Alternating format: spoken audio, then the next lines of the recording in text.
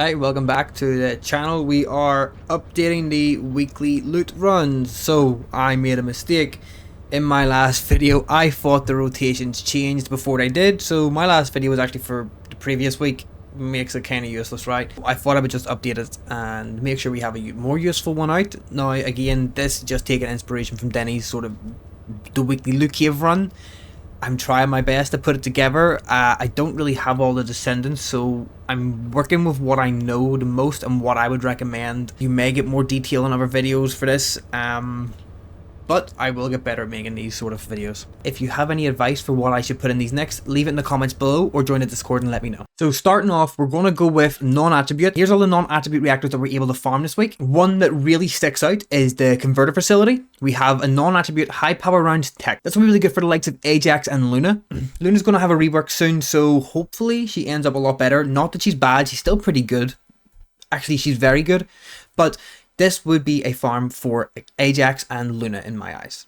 When you're farming a reactor for Ajax, it's going to be a non-attribute high-powered tech. Now, you're going to want to implement another gun onto that. You don't really use high powers. I mean, you can. There's a couple of guns that you could use for them, but I would honestly recommend just getting the Secret Garden. The reason I recommend the Secret Garden over any high-powered rounds is because most people already know that the Secret Garden's good. The more you can put the Secret Garden into a build, or the more you can put any one weapon into a build efficiently, the less investment you're going to need to put into many different guns. So if you're running low on energy activators or crystallization catalysts, using one gun for the majority of your builds will help you out a lot. For Luna, I would say go for cooldown and range, just because she is a support character mainly, and cooldown range will always help characters like that. The gun roll, it's not going to be honestly too important. If you feel like getting a high power rounds, go for it.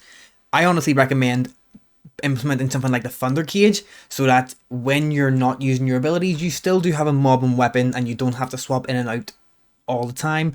But if you don't want to implement something onto this build, that's totally fine, because realistically you're just going to be holding your heavy power weapon. You don't actually need to be using it. Another one that sticks out to me here is the Muskeg Swamp non-attribute special rounds tech react, and this would only really be for Yujin. Now when you're doing this farm for Yujin, there's two different rules I recommend you try and get. You could go for a cooldown and duration role, so you have the best sort of healing in terms of your ults up more and you can use it more often, so you're more consistent. Or instead of trying to make it more consistent, you could just make it stronger. And in order to make it stronger, I would recommend going for a HP heal modifier and a skill cooldown modifier. And as this is a special rounds farm, you're probably going to want to implement something like the Divine Punishment into that reactor. You can use something like the Secret Garden. If you get it, that's fine. But if you can't get the Divine Punishment on there, it's not going to make a huge difference, but it'll still make a little bit of a difference. If you don't have your Divine Punishment fully built, or it's just not built at all, don't worry, get yourself any special rounds weapon. Secret Garden, it's always going to be good, so you should really just invest in it. Get a Secret Garden roll, and when you have your Divine Punishment up and running, implement it then.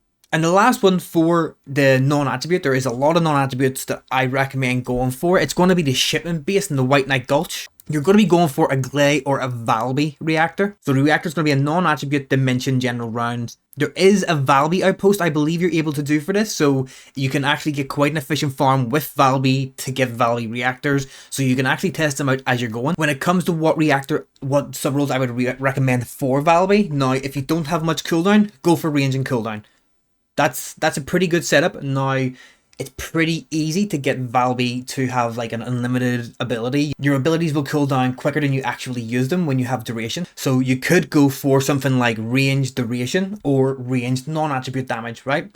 Because range realistically is going to be the best option for Valby, as it just widens the area of attack that she does. Duration, it'll make that last longer, but you don't really need to last that much longer because the mods do good enough. And in terms of the weapon, honestly, anything. Valby doesn't really rely too much on the weapons. Just make sure it's a weapon that you own. If you don't own it, implement a weapon you have so you get to use 160% of your skill power, and make sure you upgrade the reactors as well.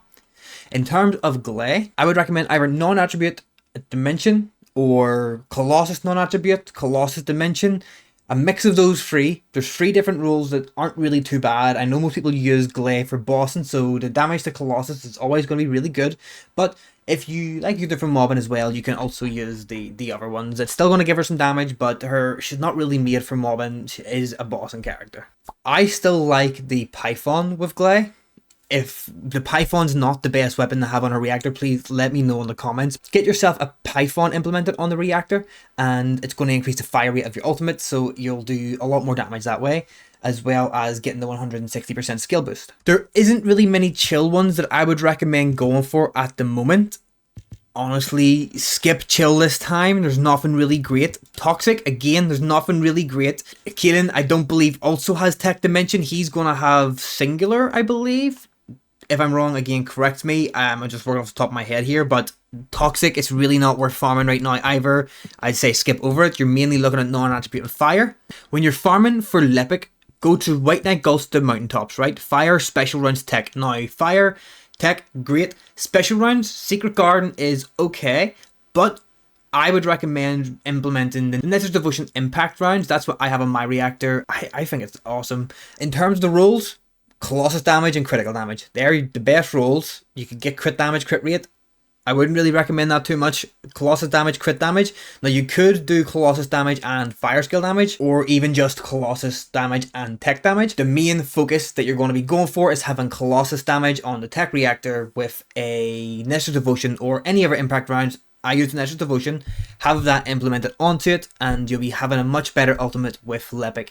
When it comes to Blair, it's going to be a fire general round dimension farm, and that'll be in the Agna Desert Vermilion Waste down at the bottom. When you're farming for a Blair relic, the one thing you want to keep in mind, he has a really high skill critical hit rate. So skill critical hit damage is always going to be good on Blair. That can also be mixed with dimension damage, fire damage. It can be mixed with anything like that. You can also, if you want, go for like Colossus damage. But honestly, he's a mobbing character. I've never really seen him used for bosses, and I don't really think you should use him for bosses. There is much better bossing characters. So just get yourself a mobbing build with critical damage, dimension, or fire. You could even get yourself a bit of range on there if you want. So critical damage and range.